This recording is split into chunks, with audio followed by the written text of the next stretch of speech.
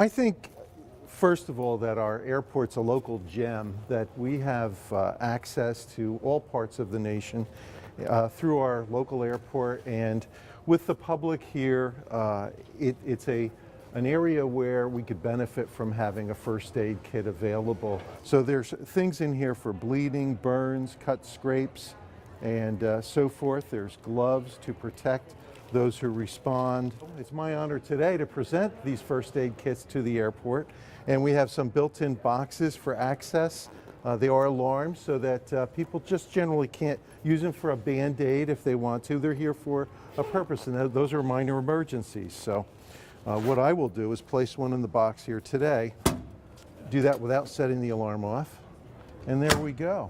The partnership with the airport goes well beyond that, of course, with the children's play area, the women's breastfeeding area, and so forth.